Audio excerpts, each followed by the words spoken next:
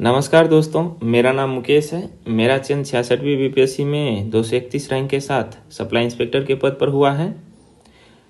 66वीं BPSC prelims में मेरा score 116 था और 67वीं बीपीएससी प्रीलिम्स में मेरा स्कोर 128 था। आज मैं बीपीएससी एग्जाम से रिलेटेड आपके सभी प्रश्नों का सारगर्भित उत्तर देने का कोशिश करूँगा। फिर भी यदि कुछ डाउट रह रहा है तो आप लोग डिस्क्रिप्शन में दिए गए टेलीग्राम चैनल से जुड़ करके अपना समस्या का समाधान कर सकते हैं। देखिए, इस बार के यदि प्रश्न की प्रवृत्ति पर गौर किया जाए तो इस बार का पेपर पिछले सारे बीपीएससी प्रीलिम्स से काफ़ी अलग रहा है।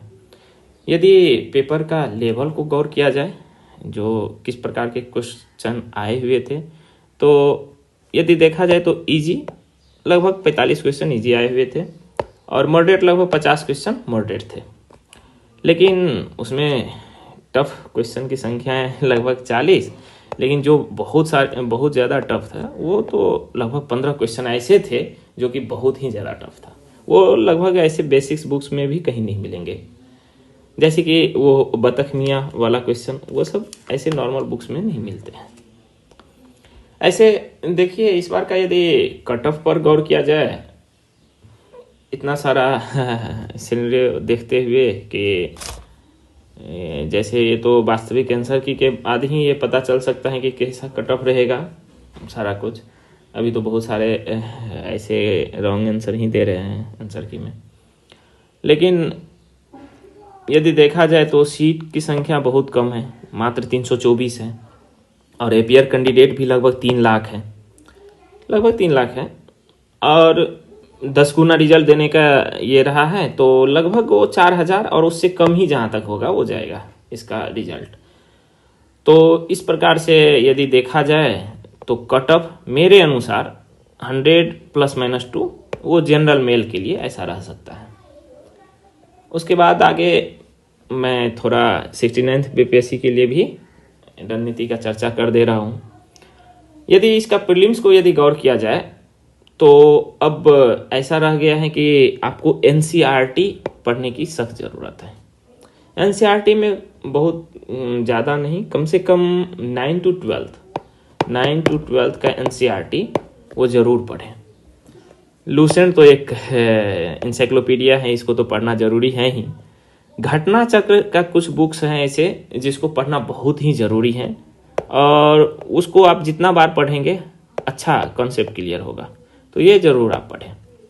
साथ में करेंट अफेयर्स का जो प्रवृत्ति इस बार देखने को मिला है वो थोड़ा डीप क्वेश्चन पूछ रहा है। जैसे आपका लेबोरेटरी का नाम पूछ दिया है, तो इस टाइप का क्वेश्चन पहले ऐसा नहीं आता था, तो डीपली पढ़ने का ज़रूरत है। और मेरा एक सजेशन माने तो पीटी और मेंस का साथ साथ ही तैयारी करना चाहिए, क्योंकि प्रीलिम्स निकालने के बाद आपका मेंस का तैयारी स्पेशल नहीं हो पाता है, उसमें बहुत कम समय मिलता है। और ख़ास करके एसे का तो कम से कम ज़रूर कर लेना चाहिए साथ साथ। एसे का जैसा नया में प्रवृत्ति रहेगा पता नहीं, अभी तक तो कुछ क्वेश्चन भी नहीं डिसाइड है कि किस प्रकार से आएगा। और बिहार का एक न्यूज़पेपर ज़रूर फॉलो करें, क्योंकि आप देखेंगे मेंस में मैक्सिमम क्वेश्चन बिहार से के परिदृश्य से रिलेटेड रहता है। और जैसे कि चेयरमैन सर बोले भी हैं कि यदि ऐसे में भी बिहार से ही रिलेटेड क्वेश्चन रहेगा तो उस अनुसार से बिहार का न्यूज़पेपर बहुत ही इसेंशियल है। खास करके आप लोग यदि चाहे तो हिंदुस्तान या दैनिक जागरण, इसमें से कोई एक फॉलो कर सकते हैं। अब देखिए, तैयारी के दरमियान बहुत सारे ऐसे चीज़ और ऐसे बातें हैं जिस पर लोग गौर नहीं कर पाते हैं, और क्या करना चाहिए क्या नहीं करना चाहिए, इसका मैं थोड़ा सा एक ब्रीफ जो अपने अनुसार है बताना चाहूँगा। सबसे पहले तो पढ़ाई को बोझ नहीं माने, एंजॉय करें। जितना आप एंजॉय करेंगे पढ़ाई को, रीज़न जानने का कोशिश करेंगे, जो ऐसा हो क्यों हुआ, बुद्ध आंदोलन उस समय में क्यों आया, महात्मा बुद्ध जैन उस समय में क्यों आया, उस समय में ही क्यों ऐसा धार्मिक प्रवृत्ति रही, इस टाइप से। तो जब क्यों का क्वेश्चन आप ये जान लेंगे तो आप इंजॉय करने लगेंगे पढ़ाई में। उसके बाद सबसे पहले तो संसाधन को आप सीमित रखें। बहुत ज़्यादा मार्केट में किताब हैं और सब किताब लगभग एक ही है।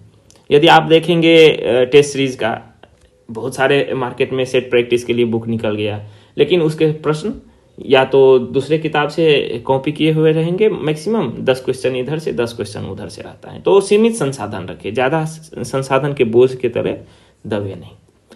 और लास्ट टाइम में जैसे प्रीलिम्स हैं या कुछ भी, अब तो बहुत जल्द जल्द प्रीलिम्स ले रहे हैं, तो एग्रेसिव मोड में पढ़ाई करें। ये नहीं कि कुछ दिन लुंज पुंज रहे, फिर कोई मोटिवेट करेगा, उसके बाद फिर पढ़ाई जारी रहेगा। तो इसके लिए आप एग्रेसिव मोड में पढ़ाई करें, और जो भी पढ़े सिलेबस के अनुसार पढ़े, क्योंकि सिलेबस एक सीमित है, जिसमें जैसे कि क्वेश्चन का दायरा सीमित हो जाता है। लेकिन यदि आप पढ़ना चाहे तो पढ़ने के लिए तो बहुत असीमित बुक है, तो इसलिए आप लोग सिलेबस के अनुसार ही पढ़े, जो कि आपका सिलेबस में दिया हुआ है। कुछ भी एक्स्ट्रा इधर उधर की बातें मत पढ़े, उससे और समय बर्बाद होगा और ज़्यादा प्रेशर होगा, लास्ट टाइम में रिवीजन करने में समस्या होगी। अब मैं बता रहा हूँ कि कुछ काम जो कि नहीं ही करना चाहिए, जैसे कि भेड़ चाल से बचे। अभी मार्केट में ऐसी प्रवृत्तियाँ आ चुकी है एजुकेशन फील्ड में कि देखा देखी बहुत ज़्यादा जो स्टूडेंट हैं, जो उसने ऐसा किया था तो ये सक्सेस हो गया, तो मैं भी ऐसा करूँगा तो हो जाएंगे। सबका अपना अपना प्रवृत्ति होता है, पढ़ने का क्षमता होता है। कोई 2 घंटे में समझ लेता है, कोई 4 घंटे में समझता है, लेकिन उस अनुसार से वो भेड़ चाल में नहीं पड़े। अपने अनुसार जो आप सहज हो उस अनुसार से काम करें। और दूसरा एक ये देखने को मिला है कि टीचर जिसको कि बहुत ज़्यादा लोग आदर्श के बदले अंधभक्त बनते फिरे हैं, जो कि बहुत ही गलत है। आप टीचर को अपना आदर्श माने और किसी को अपना आदर्श के रूप में ही व्यवहार करें और उनके गुणों को सीखने का कोशिश करें, ना कि उसके अंधभक्ति में किसी का अपने समस्याओं को, अपने जो कमी है मतलब उस पर ध्यान नहीं दे करके पूरा का पूरा आप अंधभक्ति करने लगे। इसमें समय बर्बाद होगा, बाद में पता चलेगा। और उसके बाद अभी यूट्यूब और टेलीग्राम, ये डिजिटल युग है, तो इसमें यूट्यूब और टेलीग्राम तो बहुत ही मददगार साबित होती है पढ़ाई में, खास करके जो वर्किंग है उसके लिए तो और ज़्यादा अच्छा होता है, और ग्रामीण पृष्ठभूमि में भी वो ज़्यादा कारगर होता है। लेकिन इसका सही इस्तेमाल करें। जैसे कि आजकल इतने सारे कंटेंट क्रिएटर आ गए हैं जिसमें कि सही क्या है और गलत क्या है उसमें फ़र्क करना भी मुश्किल हो जा रहा है। वो पता भी नहीं चलेगा कि ये मेरे एग्ज़ाम के लिए बहुत ही इम्पोर्टेंट है। बहुत कुछ उल्टा सीधा बढ़ा रहे हैं, और ख़ास करके अट्रैक्ट करने के लिए अलग अलग तरीके का नाम, तो बहुत कुछ है।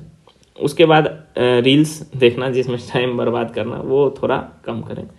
और कंटेंट का बोझ नहीं रखें, अपना सीमित सिलेबस रखें, सीमित बुक रखें, लेकिन एक बुक को बार बार पढ़ें। यदि 100 बुक को एक एक बार पढ़ने से अच्छा है एक बुक को 100 बार पढ़ें, क्योंकि सब में लगभग कम ज़्यादा एक ही बात रहता है। और आपको पास करना है, प्रीलिम्स केवल पास करना है, टॉप नहीं करना है। और पास करने के लिए 100 बुक पढ़ने की ज़रूरत नहीं है। एक बुक से भी काम चल सकता है, 5 बुक से भी काम चल सकता है, लेकिन 100 को एक एक बार पढ़े वो बहुत समस्या खड़ा करेगा बाद में। अब मैं थोड़ा मेंस की प्रवृत्ति के बारे में बात कर रहा हूँ कि मेंस किस प्रकार से किया जाए। बेसिक चर्चा मैं कर दे रहा हूँ, बाद बाकी आप लोग टेलीग्राम चैनल में जुड़ करके अपने शंका समाधान कर सकते हैं, क्योंकि मेंस का सारा कुछ सिलेबस और उसका पैटर्न ये सब चर्चा करना इतना संक्षिप्त में संभव नहीं है। जैसे पेपर 1 का बात करें तो इसमें 3 पेपर आते हैं, तो पेपर 1, पेपर 2 और ऐसे। तो पेपर 1 में हिस्ट्री, आर्ट एंड कल्चर से 3 क्वेश्चन लिखना होता है, करंट अफेयर से 3 क्वेश्चन लिखना होता है, और स्टैट्स का 2 क्वेश्चन बनाना होता है। पेपर 2 में पॉलिटी आता है जिसमें 3 क्वेश्चन, जियो इको में 3 क्वेश्चन और साइंस टेक में 2। ऐसे ही ऐसे जैसे कि अभी पहली बार इंट्रोड्यूस हुआ है तो पता नहीं, लेकिन जैसे चेयरमैन सर बोले हैं उस अनुसार से 3 क्वेश्चन रहेगा जिसमें 4-4 ऑप्शन रहेगा। ठीक है, तो ये 300 मार्क्स के रहेंगे, 300 मार्क्स के। ठीक है, और अब देखिए इसका तैयारी कैसे करें। तो मेरे ख्याल से यदि प्रीलिम्स आप कर रहे हैं तो प्रीलिम्स के साथ साथ ही मेंस का तैयारी करना शुरू कर दें, क्योंकि बहुत कम समय रहता है और इतना कम समय में आप एक अच्छे सारगर्भित उत्तर और साथ में अपना कंटेंट को रेडी करने में उसमें समय लगेगी। तो खास करके कम से कम एसे और जीएस पेपर 2 इसका तो तैयारी करने का कोशिश करें कि मेरा प्रीलिम्स के साथ साथ ये हो जाए। प्रीलिम्स एग्जाम से कम एसे और पेपर 2 तो हो जाए। उसके बाद आप प्रीलिम्स का रिजल्ट आए और तुरंत कम से कम आंसर राइटिंग करना शुरू कर दे अच्छे से इसके लिए। उसके बाद सिलेबस के अनुसार ही पढ़ाई करें और अपना कंटेंट खुद बनाएं। जो भी कंटेंट है उसको आप विभिन्न स्रोतों से, विभिन्न जगहों से आप निकाल करके अपना एक खुद का नोट्स बनाएं सिलेबस के अनुसार, टॉपिक वाइज। उसके बाद जो भी पढ़ रहे हैं उसका एक जिस्ट बनाएं। जैसे मैंने बोला कि एक टॉपिक वाइज आप लोग नोट्स बनाएं, तो उसका एक जिस्ट रहे इस प्रकार से कि आपको लास्ट टाइम में, जिस समय में मेंस का एग्जाम रहता है, उस समय में रिवीजन करने में बहुत ही मदद मिलेगी और वो आपको फर्क लाएगा आंसर राइटिंग, क्योंकि 3 घंटे में इतने सारे क्वेश्चन लिखने होते हैं सारा कुछ, तो उस समय में वो फर्क दिखेगा।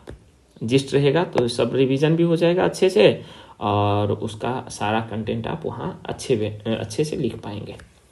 उसके बाद आप टेस्ट सीरीज जरूर दें। टेस्ट सीरीज इस प्रकार से दें कि इससे ही आपका लेखन कौशल, लेखन शैली में विकास होगा।